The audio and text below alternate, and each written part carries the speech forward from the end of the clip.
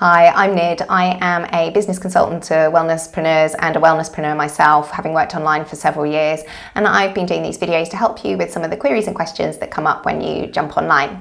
And maybe one of the things that you are considering as we start to come out of the COVID-19 isolation period is whether or not you want to agree to continue to do online videos with your studio or online partner. So this video is really angled at teachers who are going to be delivering content for someone else as opposed to doing their own content. So the first thing to think about is that we want to know who owns what and who's responsible for what in those online videos.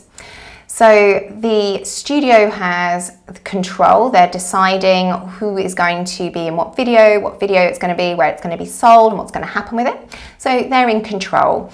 And generally under copyright law, the person who is commissioning the making of the film is going to be the copyright owner of the film that is being created. And that means that they've got that right to control how it's distributed and made use of. However, that doesn't mean that you as a teacher will not have any rights within the footage itself. But to complete what this studio is responsible for, they're also going to be responsible for putting any legal disclaimers at the beginning of the video to ensure that it protects from any personal injury or damage to property that occurs during the video class. Even if you are teaching in the video footage, it will be the studio's responsibility to put that disclaimer at the beginning of the video.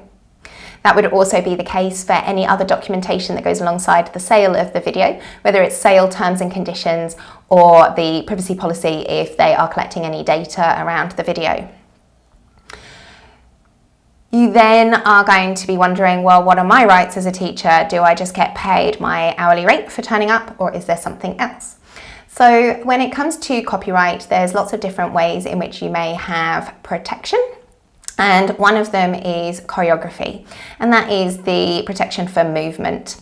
So this is different in different countries, and choreography is not a well-tested area of copyright law because it's not an area that often makes very much money. So that means that not a lot of people take it to court, so we don't have many decisions around choreographic works and what really is protected. But in the US, there was a case with Bikram Yoga School. In 2015, the Californian court decided that his yoga flow sequences were not copyright protected as a choreographic work. So although that's the case in California, that doesn't mean that that applies in any other country or other state in the US. And it also doesn't mean that your specific flow sequence may not attract copyright protection, because it might be creative enough and original enough that it does get protection. So consider that your flow, your sequencing does have some degree of protection. If you are repeating something that's a very set format, say the classical Pilates sequence, then perhaps you're going to struggle to say that your flow and your sequence has anything in it that's going to get copyright protection. So what protection do you have? Well, you still have the protection of the text and the word that you are speaking. So all of your wonderful visualizations that you teach, your adjustments, your cues, how you cue, that is yours and you own that, and that text is being captured in the video and you are being recorded by your studio. So you own what you're saying and what you're delivering in that video, and potentially how you're presenting it. And as part of presenting, there is your persona and your privacy as part of the video. So you do have that degree of control over what's happening in the video. That means that you can ask for some more pay potentially for the use of the videos by the studio, because they're not just making money off of your one-off performance like they do in a live studio class. They're hopefully going to be making money for the future, for the long term, out of the video that you're doing, and therefore you would like to see a little bit more money from that. Traditionally in copyright, royalties are paid, and that is where per use roughly it equates to a payment. So depending on what the use is and how it occurs will determine how much money might be made from it. So say like a download of iTunes single that's $1.99, you know, the artist is going to get a percentage of that $1.99 after a whole pile of other people get paid their money too. So that's what we want to be thinking about is, are we going to be getting paid in a royalty basis where it's per use or download by the video of the studio selling it? Or are they going to offer you some other way of buying out your rights? And that's where they give you some extra lump sum payment for the video that you're making. And a lump sum payment will be a permanent payout that would be a buyout of your rights, that privacy right and the text, forever. And that's another way in which people can take the rights of somebody else and then not have to worry about paying them back. That's not necessarily great for you if you then find that the video becomes super popular and they make a lot of money out of your video, because you may have agreed to be paid only, say, $50 extra for doing the video, and then you find out that it's their most popular video and they've made tens and tens of thousands off of that video. You might feel a bit duped, but that is unfortunately the way it works if you do a buyout. If you do the royalties, you might be making quite a lot of money if it sells really, really well. And this is how the music industry and book industry work. But the percentage rates are often quite low in those industries because of the amount of marketing and business costs that go in over the works that are made and the amount of risk in taking on artists and writers in those industries. And so the rates are really unfavourable.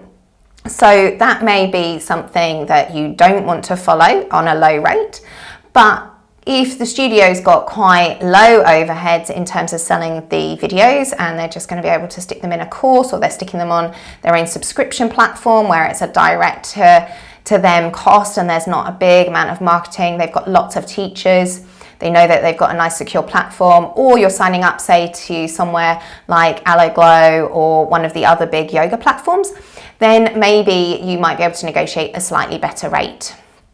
When it comes to rates, I would like to suggest that we could start at like 60%, which would be a fair amount for like a workshop that you've run, and anywhere down to 20%, which is a really amazing rate if you're in the music industry or the book industry.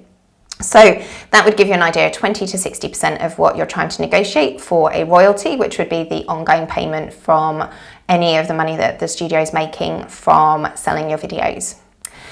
When it comes to how we talk to each other when we're negotiating these kind of things, I always say start with your absolute dream, your total goal, because the worst thing that can happen is that they say no, and then you go to the next thing that you're willing to accept.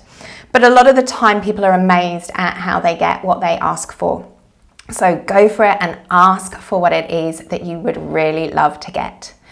But as always, listen to what the studio are saying. What are their concerns and what are their costs? So that you can be realistic about what it is that they are going to be able to offer you and that they're going to be able to pay. So the first step is always to listen. Ask them questions, find out what their plan is, find out what the price points are going to be, and really try and get a sense of what they're up to before you go in asking for what you want. The most important thing is this is a relationship that hopefully is going to go on and be positive for the future. And so you want to make sure that you're building that relationship by really listening to them and making sure you're aligned in what you're going to be doing going forwards, so that it is a partnership that will have that longevity. And it's when we have that conscious listening and we really engage with the other side that we can understand what they want and what their fears are, what their concerns are, and we can alleviate those concerns and still ask for what we want and find a place where, amazingly, we often get more than what we would have hoped for.